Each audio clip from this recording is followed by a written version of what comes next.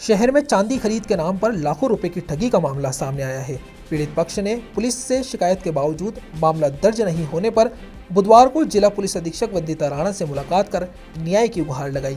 मंजू वाधवानी ने बताया कि करीब एक माह पूर्व उन्होंने अपनी पुरानी चांदी शहर के रॉयल्स ज्वेलर्स के मालिक सुरेश सोनी को बेची थी।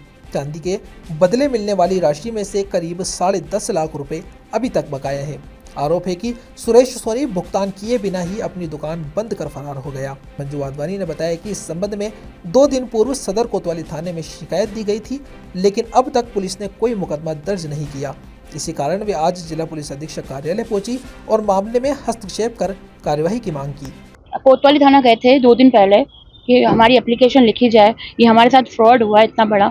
हम लोग जितने भी हमारे साथ हैं 10-15 जने हम लोग गए थे मार्केट के मिलके कि हमारे साथ ये फ्रॉड हुआ है। तो उन्होंने ये कहा एसआई साहब ने कि 2 दिन की जांच के बाद अपनी रिपोर्ट दी जाएगी, एफआईआर दर्ज उसके बाद होगी। तो सर हम ये कह रहे थे कि अगर इतना बड़ा उन्होंने फ्रॉड किया है तो हमारे साथ भी उसी टाइम उनको एफआईआर करनी चाहिए और कुछ ना कुछ एक्शन लेना चाहिए था, बट इन्होंने ऐसा कुछ भी नहीं किया। इसलिए हम एसपी ऑफिस आए हैं। आज कल भी आए थे लेकिन मिले नहीं थे सर, आज आए हैं तो ये गुहार लगाने कि हमें कुछ न्याय मिलना चाहिए, ताकि इतने सारे लोग हैं उनके साथ जो भी हुआ है उनको न्याय तो मिलना चाहिए एटलीस्ट, क्योंकि इतना बड़ा फ्रॉड होके वो बंदा आराम से घूम रहा है और हम यहाँ चक्कर पे चक्कर काट रहे हैं।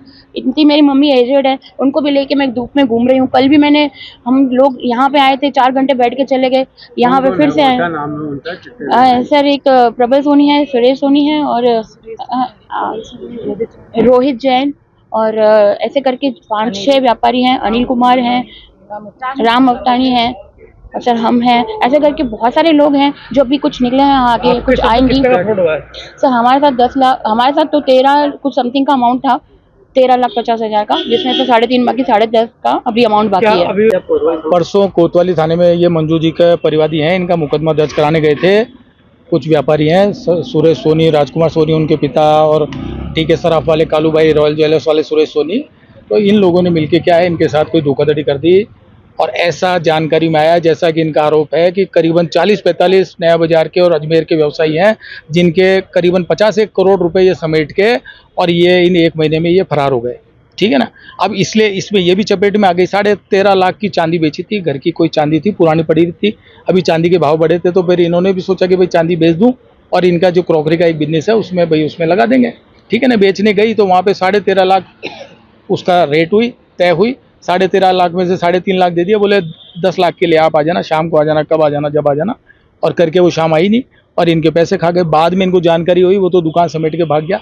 तो कोतवाली थाने में अभी परसों गए थे, वहाँ पे रिपोर्ट दी तो वहाँ पे उस रिपोर्ट में आगे कोई भी कार्रवाई नहीं हुई, मुकदमा दर्ज नहीं हुआ। अब पुलिस की कार्यशैली पे एक ये सवाल है, मैं मीडिया से भी और पब्लिक से भी, कि अगर कोई पुलिस के किसी भतीजे का, चाचा का, बुआ का काम हो तो टांगे तोड़ दे, 2 सेकंड में उठा के ले आए, मुकदमा दर्ज कर दे। यहाँ पे 40-45 व्यवसायी हैं, इतना बड़ा रैकेट है, इतना बड़ा घोटाला हुआ है। वो अगला अगर भाग गया, पासपोर्ट लेके दुबई भाग गया, कहीं और भाग गया, तो फिर कैसे इनकी रिकवरी होगी? इसमें तो सेल्फ कॉग्निजेंस होना चाहिए पुलिस को, इसमें तुरंत में कार्रवाई करनी चाहिए। किसी की रिपोर्ट नहीं आए तो भी कि भाई हमारे हल्के क्षेत्र में इस तरह का घोटाला हो रहा है, कोई बदमाशी कर रहा है, तुरंत उसको गिरफ्तार करके ले आए, या गिरफ्तार ना भी करे तो उसको उठा के ले आए। यहाँ पे तो ये देने के बाद, गुहार करने के बाद 2 दिन हो गए, 2 दिन में कोई कार्रवाई नहीं हुई। अब पुलिस कप्तान से, एसपी साहब से मिलने ये लोग आए हैं कि भाई हमारी गुहार सुनो,